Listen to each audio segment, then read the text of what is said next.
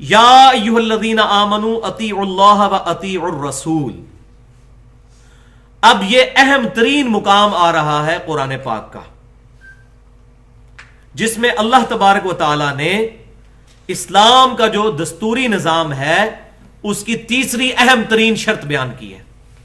پہلی شرط اس سے پچھلی آیت میں پہلی دو شرطیں پڑھ چکے ہیں ہم. پہلی شرط کیا تھی کہ اہل لوگوں کو امانتیں سپرد کرو، اپنا لیڈر ان کو بناؤ جو اہل ہوں اس منصب کے، بے ایمان لوگ نہ ہوں، بدماش لوگ نہ بن جائیں، ایم این اے اور ایم پی ایس آج کے دور میں اگر ہم بات کر رہے ہیں. اور دوسری چیز کیا تھی کہ لوگوں کے درمیان انصاف کے ساتھ فیصلہ کرنا ہے، عدالتیں آزاد ہونی چاہیے. اب یہ تیسری اہم ترین شرط آ رہی ہے، یا ایھا الذین آمنوا اطیعوا اللہ و اطیعوا الرسول. اے ایمان والو اطاعت کرو اللہ کی اور اطاعت کرو اس کے رسول کی صلی اللہ علیہ وسلم. اطاعت کا لفظ کس کے ساتھ آیا؟ اللہ کے ساتھ اور رسول کے ساتھ. اب تیسری بھی ایک اطاعت کا ذکر آ رہا ہے بیچ میں، لیکن وہ مشروط اطاعت ہے. ایبسولوٹ اطاعتیں، غیر مشروط اطاعتیں دو ہی ہیں، اطیعوا اللہ و اطیعوا الرسول. اللہ کا حکم مانو، رسول کا حکم مانو. اور آج ہمارے سامنے اللہ اور اس کا رسول انسٹیٹیوشن کے اعتبار سے ہوں گے. نبی صلی اللہ علیہ وسلم بھی ہمارے سامنے موجود نہیں ہے، اللہ تبارک و تعالی ہماری نگاہوں کے سامنے نہیں ہے. وہ ہمیں ضرور دیکھ رہا ہے لیکن ہم نہیں اس کو دیکھ سکتے. تو اللہ تبارک و تعالی اور اس کے محبوب صلی اللہ علیہ وسلم کی اطاعت کا مطلب کیا ہوا؟ کتاب اللہ کی اطاعت اور سنت جو صحیح احادیث سے ڈرائیوڈ ہو اس کی پیروی کی جائے. تو یہ دو ایبسولوٹ چیزیں جو ہیں اس کے اندر بیان ہوئی ہیں. یا ایھا الذین آمنوا اطیعوا اللہ و اطیعوا الرسول. اے ایمان والو اطاعت کرو اللہ کی اور اطاعت کرو رسول کی صلی اللہ علیہ وسلم. وَأُولِي الْأَمْرِ مِنْكُمْ. اور جو تم میں حکمران ہو، اولو الامر ہو، جس کا حکم چلتا ہو، جس کا امر چلتا ہو، اس کی بھی تم نے اطاعت کرنی، یعنی خلیفۃ المسلمین کی، یا جو بھی حکمران ہوگا مسلمانوں کا اس کی بھی اطاعت کرنی ہے.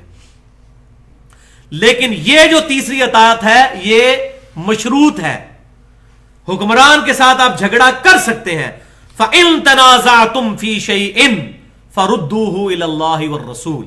اسی آیت میں آ گیا اگر تمہارا حکمران کے ساتھ کسی معاملے میں جھگڑا ہو جائے تو اپنے مسئلے کو پلٹا دو اللہ اور اس کے رسول کی طرف، یعنی کتاب اللہ کی طرف اور سنت کی طرف. اگر تمہارا حکمران کے ساتھ جھگڑا ہو جائے، اولو الامر کے ساتھ، خلیفۃ المسلمین ہی کیوں نہ ہو، اگر وہ کوئی ایسا تنازع کھڑا کر دیتا ہے جو تمہاری نظر میں کتاب اور سنت کے خلاف ہے تو پھر معاملے کو پلٹاؤ اللہ اس کے رسول کی طرف. لیکن کون پلٹائے گا؟ بے ایمان نہیں پلٹائے گا، ایمان والا ہوگا. ان کنتم تؤمنون باللہ، اگر تم اللہ پر ایمان رکھتے ہو، والیوم الآخر، اور آخرت کی بھی دھمکی لگا دی، اور تمہیں یہ پتہ ہے کہ قیامت والے دن اللہ کے حضور پیش ہونا ہے، تو پھر ہی تم یہ کام کرو گے کہ کتاب و سنت کی بات کرو گے. ورنہ کتاب و سنت کو پس پش ڈال دو گے، اپنی اپنی اسی پرانی ریتوں پر چلتے رہو گے. ذالک خیر، اسی میں تمہاری خیریت ہے. وَأَحْسَنُ تَأْوِيلًا، اور یہی انجام کے اعتبار سے بہتر بھی ہوگا. کیا بہتر ہوگا؟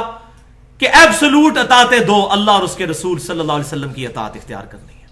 اور آج کی ڈیٹ میں انسٹیٹیوشن کی صورت میں اللہ اور اس کے محبوب صلی اللہ علیہ وسلم کی تعلیمات کی اطاعت کرنی ہے. اس کے بعد اگر کسی کی اطاعت ہے تو خلیفۃ المسلمین کی، لیکن وہ بھی ایبسولوٹ نہیں ہے، ریلیٹو ہے اور مشروط ہے کتاب اور سنت کے دائرے کے اندر. تو یہاں پہلے تو میں دستوری نظام کے حوالے سے بات کر دوں کہ تین جو آئیں سورۃ النساء کی آیت نمبر 58 اور 59 کے اندر جو تین چیزیں آئیں وہ کیا تھیں، ریپیٹ کر لیتے ہیں. پہلی چیز یہ ہے کہ اہل لوگ تمہارے لیڈر ہونے چاہیے. دوسرا، عدالتیں آزاد ہونی چاہیے، انصاف کے ساتھ فیصلہ ہونا چاہیے.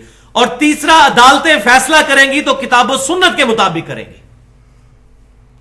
تو اس سے یہ مسئلہ بھی حل ہو گیا کہ آج یہ بات کی جاتی ہے کہ اس کا فیصلہ کون کرے گا کہ کتاب و سنت کے مطابق فلاں قانون ہے یا نہیں ہے. تو اس کا فیصلہ عدالتیں کریں گی، پارلیمنٹ نہیں کرے گی. یہ جو ڈیموکریسی آج کل چل رہی ہے اس اعتبار سے دنیا میں جہاں کہیں بھی، پاکستان میں اس طرح کی نہیں ہے کہ ہم اس کے اوپر شرک کا فتویٰ لگا دیں.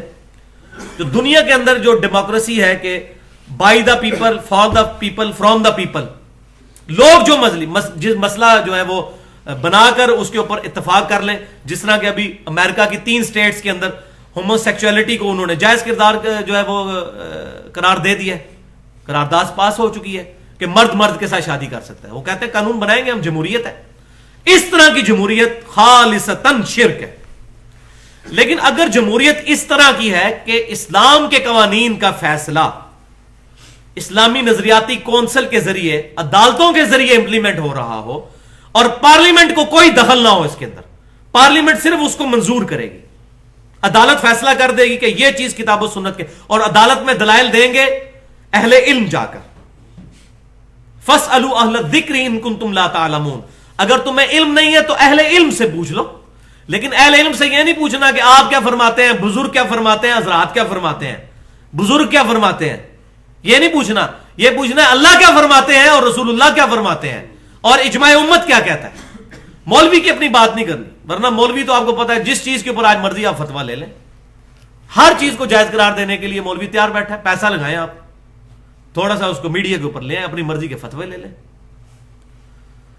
تو پاکستان کے اندر الحمدللہ اس اعتبار سے میں سمجھتا ہوں کہ جو جمہوری نظام ہے اس کو ہم اس شرک کے درجے میں نہیں کہہ سکتے. اس کی وجہ یہ ہے کہ یہاں پر کوئی بھی قانون جس کا تعلق دین کے ساتھ ہوتا ہے وہ پارلیمنٹ کو اختیار نہیں ہے جب تک عدالت اس پر فیصلہ نہ کرتے.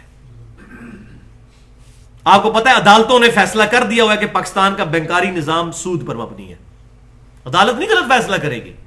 اس کی وجہ یہ ہے کہ وہاں اہل لوگ بیٹھے ہوئے ہیں. الحمدللہ آج 2012 کے اندر ہم لوگ بیٹھے ہیں. اس وقت بھی آپ دیکھ لیں ہماری جو عدالتی نظام ہے, میرے خیال ہے دنیا میں انصاف کے اوپر ایک اچھا خاصا مقام اپنا رکھتا ہے. فیصلے لیٹ ہو رہے ہیں یہ الگ بات ہے, لیکن کم از کم انصاف پر مبنی تو ہے.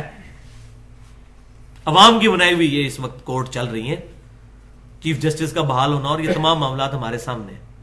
تو کوئی بھی ایسا قانون جو کتاب و سنت کے خلاف ہوگا وہ عدالت میں چیلنج ہو سکتا ہے. پارلیمنٹ کو کوئی اختیار نہیں ہے, نہ سینٹ کو نہ قومی اسمبلی کو, کہ اسلام سے ریلیٹڈ کوئی قانون پاس کرے. ہاں اسلام سے ہٹ کر کوئی قوانین ہے جو ہمارے دنیاوی معاملات کو چلانے کے لیے ٹریفک کے قوانین ہو سکتے ہیں اور مختلف قوانین ملک کے اندر ہو سکتے ہیں, کسٹم کے قوانین ہو سکتے ہیں, اس میں ٹھیک ہے کتاب و سنت کی مخالفت نہ ہے.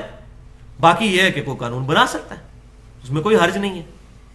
تو اس اعتبار سے جو بعض یہ دو ایکسٹریمز ہیں, ایک ایکسٹریم پہ وہ لوگ ہیں جو جمہوریت کو مطلقاً شرک کہتے ہیں, تو پاکستان کی جمہوریت کے اوپر ہم شرک کا فتویٰ نہیں لگا سکتے. یہ اسلامی نظام نہیں ہے. اسلامی نظام تو سعودی عرب میں بھی نہیں ہے, وہ بھی ملوکیت ہے. اسلامی نظام تو 40 ہجری کے بعد ختم ہو چکا, سیدنا علی کی شہادت کے بعد ملوکیت شروع ہو چکی, ملک عاضن, کاٹ کھانے والی ملوکیت. اب تو امام مہدی جو ہے رضی اللہ تعالیٰ عنہ وہ آئیں گے تو پھر شاید خلافت جو ہے اس وقت تک تو نظر نہیں آ رہا. اس وقت تو ہمیں احادیث سے وعدے ہیں کہ پوری دنیا کے اندر جو ہے وہ خلافت کا نظام قائم ہو جائے گا. اس سے پہلے تو شاید والی بات ہے. تو اس وقت جو نظام پاکستان کے اندر ہے تو اس کے اوپر مطلقاً اس طرح کی فتویٰ بازی بعض لوگ کرتے ہیں, تو ایسا نہیں کرنا چاہیے, بڑی احتیاط کی ضرورت ہے. اب بعض بدقسمت لوگ ایسے بھی ہیں کہ جنہوں نے اس آیت کو اپنے ذاتی مقاصد کے لیے استعمال کیا ہوا ہے. Nothing to do with that. اس آیت کا اس کے ساتھ ڈائریکٹلی تعلق ہی کوئی نہیں تھا, لیکن اس میں سے تقلید ثابت کی ہوئی ہے. ظلم کی انتہا یہ ہے کہ جو چیزیں تقلید کے رد کے اوپر ہیں ان کے ساتھ تقلید ثابت کی جاتی ہے. وہ عمر بن عبدالعزیز کا قول مجھے یاد آ گیا. وہ فرمایا کرتے تھے منکرین تقدیر سے کہ اے قدریہ کے گروہ, جن آیات کو پڑھ کر صحابہ کرام علیہم رضوان تقدیر ثابت کیا کرتے تھے, تم انہی آیات کو پڑھ کے تقدیر کا انکار کرتے ہو. اور یہی بالکل ہو رہا ہے. اس آیت سے امام حنیفہ کو بیچ میں ڈالا ہوا ہے لوگوں نے, کسی نے امام شافعی کو ڈالا ہوا ہے, امام مالک کو ڈالا ہوا ہے. بھائیو ان کے نام کوئی نہیں اس میں لکھے ہوئے, یہ آیت آپ کے بالکل سامنے ہے. اس سے اجتہاداً مسئلہ نکالنا وہ الگ بات ہے, لیکن وہ کہتے ہیں اولو الامر سے مراد جو ہے امام حنیفہ ہے رحمۃ اللہ علیہ. اب امام حنیفہ بیچاروں کا کوئی قصور نہیں ہے, ان کی تو جرت ہی نہیں تھی وہ اس طرح کی بات کرتے کہ میں یہ ہوں. یہ تو پیچھے لوگوں نے منسوب کیا ہے. عیسیٰ علیہ السلام کے ساتھ اگر چیزیں غلط منسوب ہو چکی ہیں, عیسیٰ علیہ السلام کا کوئی قصور نہیں, ہم ان کا احترام کرتے ہیں. ایک بہت بڑا بلنڈر میں آپ کو چھوٹی سی بات بتا دیتا ہوں. امام مالک کے بارے میں پوری دنیا کے مالکی, پوری دنیا کے حنفی, شافعی, حنبلی سارے کہتے ہیں کہ امام مالک رحمۃ اللہ علیہ ہاتھ چھوڑ کر نماز پڑھنے کے قائل ہیں. سفید جھوٹ ہے. ان کی اپنی کتاب دنیا میں موجود ہے الموطا امام مالک, اس میں پورا چیپٹر ہے. اور یہ وہی حدیث ہے جو امام بخاری امام مالک سے لے کے آیا صحیح بخاری کے اندر کہ نبی صلی اللہ علیہ وسلم کے زمانے میں ہمیں حکم دیا جاتا تھا کہ اپنا دایاں ہاتھ بائیں زرہ پر رکھیں. اور امام مالک رحمۃ اللہ علیہ نے اس میں یہ بات نقل کی ہے کہ تمام نبیوں کی سنت یہ ہے کہ دایاں ہاتھ بائیں ہاتھ پہ رکھا جائے نماز کے اندر, دایاں ہاتھ بائیں زرہ کے اوپر. اب امام مالک کی اپنی کتاب میں تو یہ لکھا ہوا ہے, اور مالکی کیا کر رہے ہیں. بس اب آپ سمجھ لیں کہ امام حنیفہ رحمۃ اللہ علیہ کی بھی اگر کوئی کتاب آج دنیا میں موجود ہوتی صحیح سند کے ساتھ تو آج یہ معاملے حل ہو چکے ہوتے. ان کے ساتھ ان کے نام کے اوپر جتنا کھلواڑ کیا جا رہا ہے امت کے ساتھ, وہ اسی لیے ہو رہا ہے ان بیچاروں کی کتاب کوئی نہیں ایگزسٹ کرتی. امام احمد حنبل کی کتاب بھی موجود ہے, مسند امام احمد. امام شافعی کی مسند امام شافعی موجود ہے. امام مالک کی الموطا امام مالک موجود ہے. امام بخاری کی اپنی صحیح بخاری موجود ہے, صحیح مسلم موجود ہے. اس طرح ائمہ کرام کی کتابیں موجود ہیں. اس لیے ان کے بارے میں کوئی بات کرنی وہ ہم دیکھ سکتے. تو امام مالک والا بلنڈر دیکھ لیں کتنا بڑا ہے. الموطا امام مالک میں کیا لکھا ہے اور ماننے والے کیا کر رہے ہیں.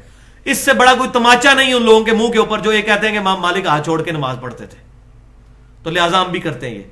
تو امام مالک کی کتاب جب صحیح حالت میں موجود ہے تب بھی لوگ ان کو صحیح فالو نہیں کر رہے. آگے امام حنیفہ کی فقہ کے ساتھ کیا کھلواڑ ہوا ہوگا وہ آپ خود ہی سمجھ جائیں, جس کی کتاب ہی کوئی نہیں ہے. تو یہاں پر میں یہ گفتگو بھی تھوڑی سی تقلید کے حوالے سے کرنا چاہتا ہوں. تو تقلید کی ڈیفینیشن کیا ہے؟ عربی ڈکشنری القاموس کے مطابق تقلید کہتے ہیں بغیر سوچے سمجھے, بغیر دلیل کے کسی شخص کی پیروی کرنی شروع کر دی جائے. اب یہ تعریف ہی کتنی خطرناک ہے, بغیر دلیل کے بغیر سوچے سمجھے. اس کو پنجابی میں کہتے ہیں لائی لگ.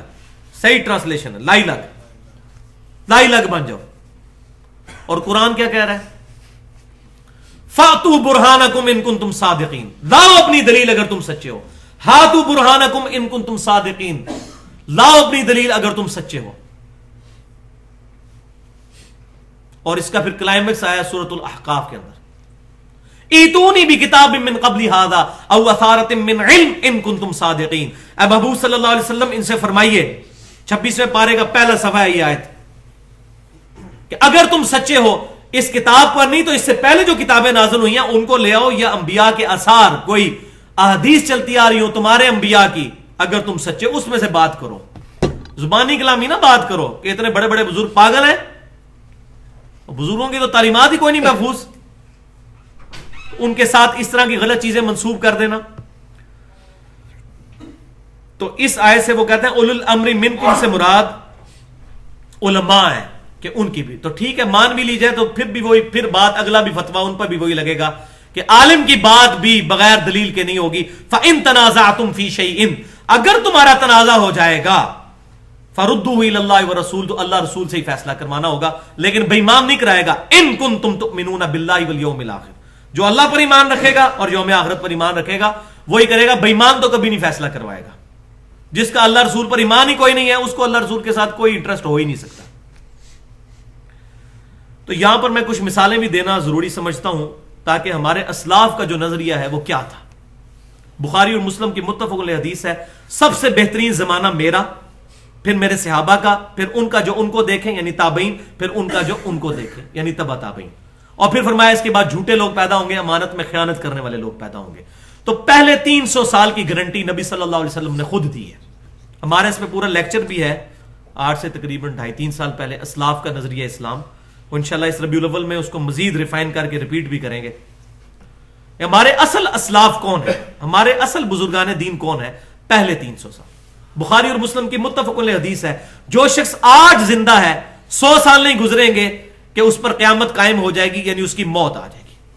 عبداللہ بن عمر کہتے ہیں نبی صلی اللہ علیہ وسلم کا کہنے کا مقصد یہ تھا, یہ مسلم میں الفاظ ساتھ موجود ہے, کہ صحابہ اکرام کا قرن, صحابہ کا زمانہ 100 سال کے اندر ختم ہو جائے گا.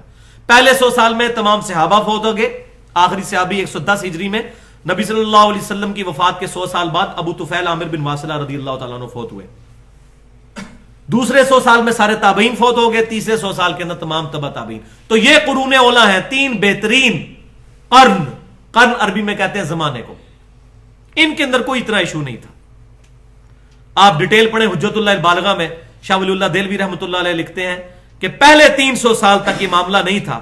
اس کے بعد 4تھی صدی کے اندر بدعت امت کے اندر, بہت بڑی بدعت, دین کے بگاڑ میں سے ایک بڑا سبب، یہ ہیڈنگ بنائی ہے انہوں نے، دین کے بگاڑ میں سے ایک بڑا سبب اماموں کی اندھی تقلید شروع ہو گئی پہلے 300 سال گزرنے کے بعد. اور حضور صلی اللہ علیہ وسلم نے پہلے ہی فرما دیا تھا امانت میں خیانت ہوگی اور جھوٹے لوگ پیدا ہوں گے. اب میں کچھ مثالیں احادیث سے بیان کرنا ضروری سمجھتا ہوں ہمارے اسلاف کا کنسپٹ کلیئر ہو. صحیح بخاری اور مسلم کی متفق علیہ حدیث ہے. پہلی مثال کہ سیدنا ابو ہریرہ رضی اللہ تعالیٰ عنہ مسجد نبوی میں بیٹھے ہوئے تھے. سیدنا حسان بن ثابت رضی اللہ تعالیٰ عنہ وہاں بیٹھے ہوئے کچھ نعتیہ اشعار پڑھ رہے تھے. تو حضرت عمر فاروق رضی اللہ تعالیٰ عنہ وہاں سے گزرے تو انہوں نے ان کو بڑی تیکھی نظروں سے دیکھا.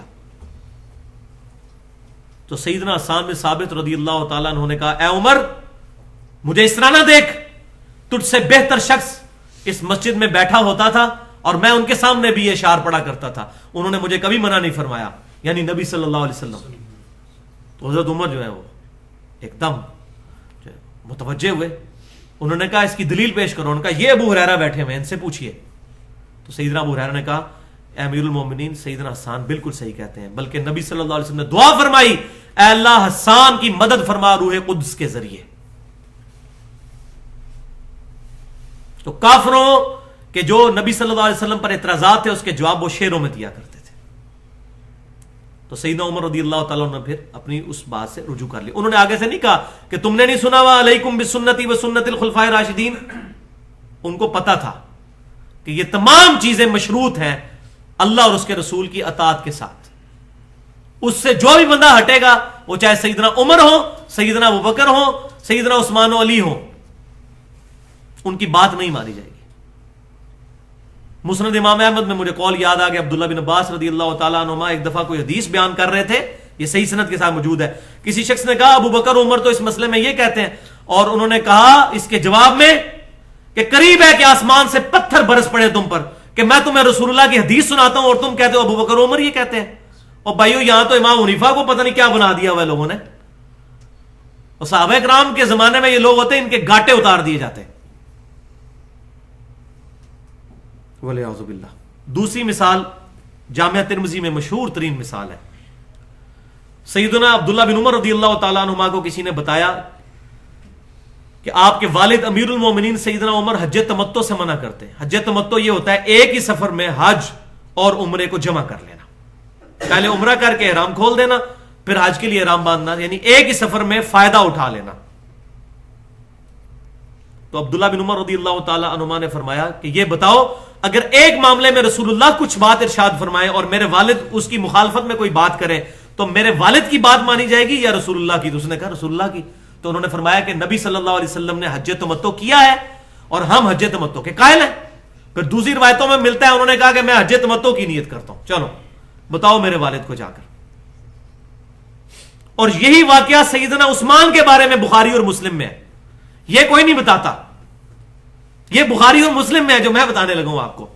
سیدنا عثمان نے اپنے زمانے میں بھی حج تمتع پہ پابندی لگائی تو سیدنا علی نے ایک خط لکھا حضرت عثمان کو جو بخاری اور مسلم میں موجود ہے کہ میں کسی بھی شخص کے کہنے کے اوپر وہ چیز نہیں چھوڑ سکتا جو میرے نبی کی سنت ہے، وہ عثمان ہی کیوں نہ ہو. اور سیدنا عثمان بھی خلیفہ راشد ہے، سیدنا علی نے مخالفت کر دی. خود سیدنا علی کے بارے میں آتا ہے صحیح بخاری کے اندر اور جامعہ ترمذی میں صحیح سند کے ساتھ ڈیٹیل کے ساتھ. انہوں نے اپنے زمانے میں مرتدین کو زندہ جلوا دیا، جو اسلام چھوڑ گئے ان کو قتل کروانے کی بجائے آگ میں جلوا دیا. تو عبداللہ بن عباس رضی اللہ تعالیٰ عنہما آئے، انہوں نے کہا کہ امیر المومنین رسول اللہ صلی اللہ علیہ وسلم نے لوگوں کو آگ میں زندہ جلایا جانے سے منع فرمایا ہے اور فرمایا ہے کہ آگ میں زندہ جلایا جانا یہ اللہ کی سزا ہے جو اپنے بندوں کو دے گا. انسان کو آگ میں نہیں جلا سکتا. رسول اللہ صلی اللہ علیہ وسلم قتل کروایا کرتے تھے، مرتدین کو قتل کیا کریں. تو انہوں نے کہا میں رجوع کرتا ہوں اپنے مسئلے سے. انہوں نے آگے سے نہیں سنایا علیکم بسنتی و سنت الخلفاء الراشدین المہدیین. یہ حدیث بالکل صحیح ہے، جامعہ ترمذی میں، سنن ابن ماجہ میں، سنن ابی داؤد میں. لیکن خلفاء راشدین کی سنت وہ جس پر صحابہ کا اجماع ہو جائے، انڈیویجول کسی خلیفہ راشد کا فیصلہ نہیں. اسی لیے یہی فرمایا گیا علیکم بسنتی و سنت الخلفاء راشدین، کیونکہ خلیفہ راشد کوئی کام کرے گا پبلکلی رپورٹ ہو جائے گا. صحابہ کو نہیں حجت بنایا گیا. وہ حدیث ضعیف ہے، سخت ترین ضعیف ہے کہ میرے صحابہ ستاروں کی مانند ہے. ورنہ بخاری شریف میں موجود ہے عبداللہ بن مسعود قل اعوذ برب الفلق اور قل اعوذ برب الناس کو قرآن کا حصہ نہیں مانتے تھے، تو ہم بھی قرآن پاک سے نکال دیں اس کو.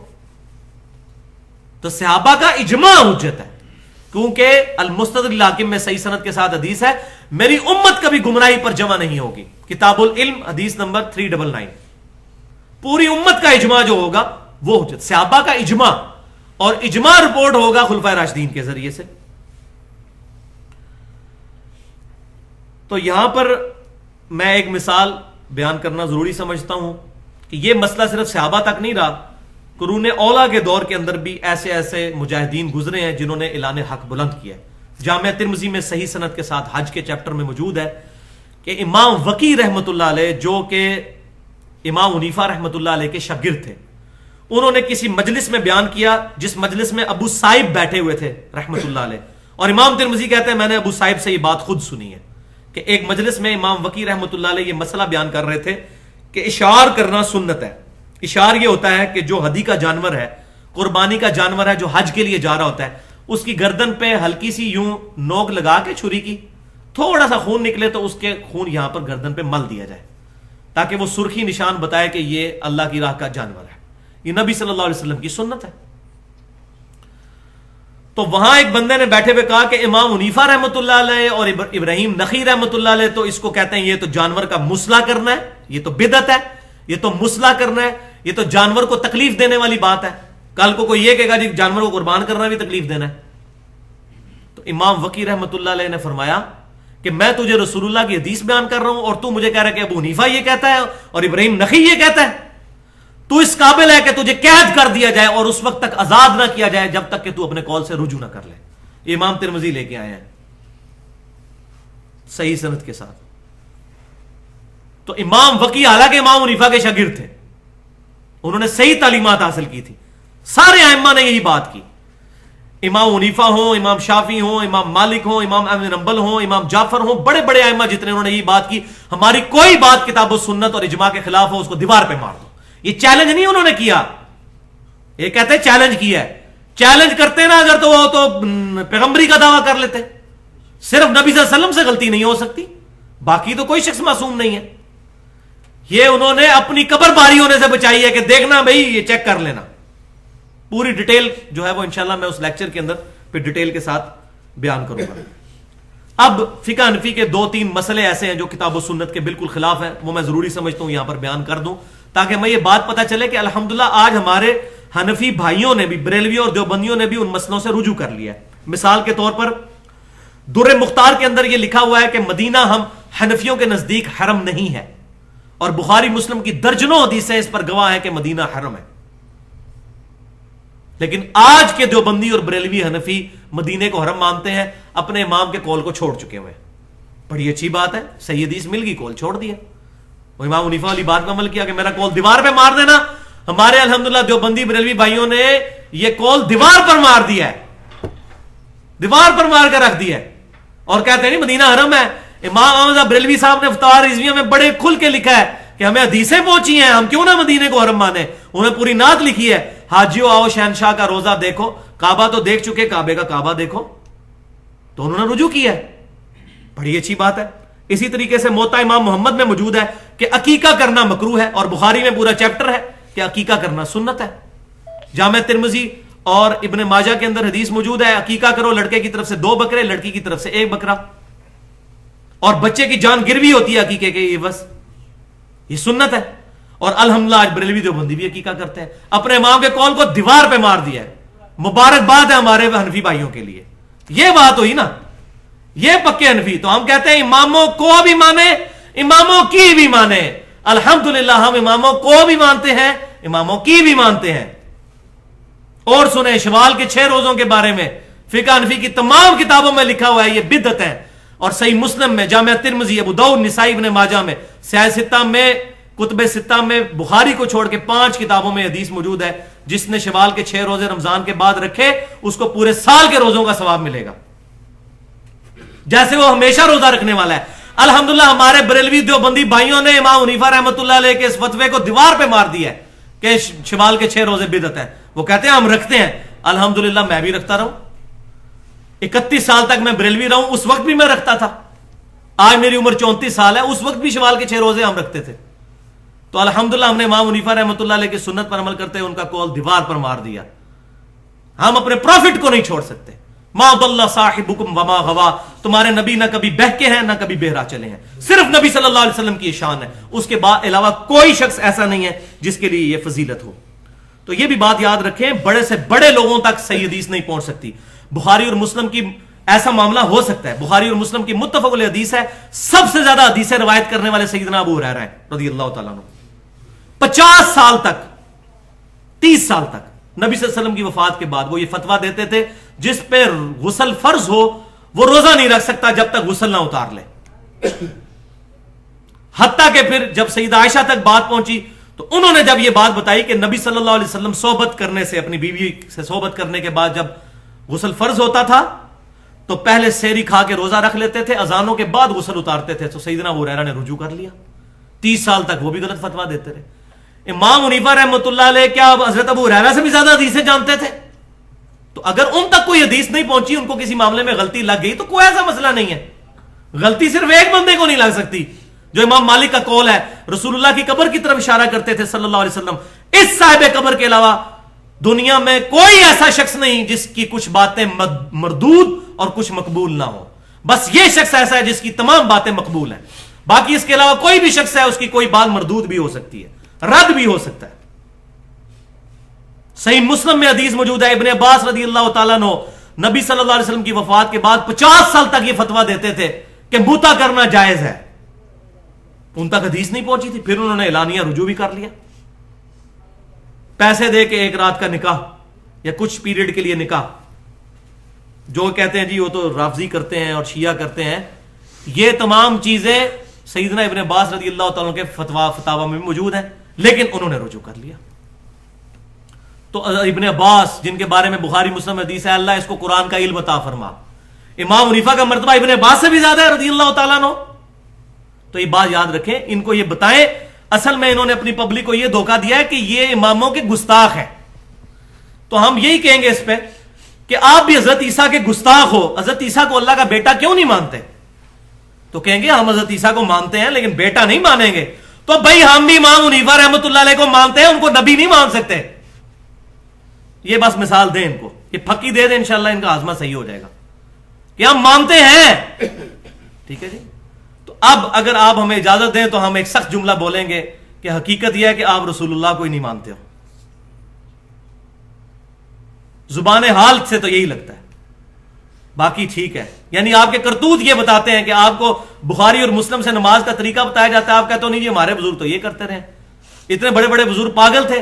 تو ہم پھر کہتے ہیں کہ واقعی شاید آپ کی بات صحیح ہو کہ یا تو وہ پاگل تھے اور یہی ایک ذریعہ ہے ان کو اللہ کے عذاب سے بچانے کا, آپ کے بزرگوں کو. اب ظاہر ہے کہ کوئی اگر کلمہ پڑھواتا ہے لا الہ الا اللہ اشرف علی تھانوی رسول اللہ, تو اگر پاگل ہوگا تو تبھی بچے گا قیامت والے دن. اگر جان بوجھ کے کیا تو سیدھا دوزخ میں. تو یہ بالکل صحیح کہتے ہیں کہ بارے بزرگ پاگل تھے, ہم کہتے ہیں بالکل. پھر اگر یہی کچھ تھا تو پاگل تھے اگر جنت میں ان کو پہنچانا ہے, اور اگر جان بوجھ کے انہوں نے کیا ہے تو پھر آپ خود ہی سمجھ لیں وہ کدھر جائیں گے. لا الہ الا اللہ چشتی رسول اللہ ولیعوذ باللہ تعالی. تو ہمارا پورا ریسرچ پیپر اس پہ آ چکا ہے, اندھا دھند پیروی کا انجام, اہل سنت پاک.com کے اوپر یہ پڑا ہوا ہے. سبحانک اللہم و بحمدک اشہد ان لا الہ الا انت استغفرک و اتوب الیک. جو حق بات ہوئی اللہ تعالی ہمارے دلوں میں راسخ فرمائے, کوئی غلط بات میرے منہ سے نکل گئی تو اللہ تعالی ہمارے دلوں سے محو کر دے. وما علینا الا البلاغ المبین.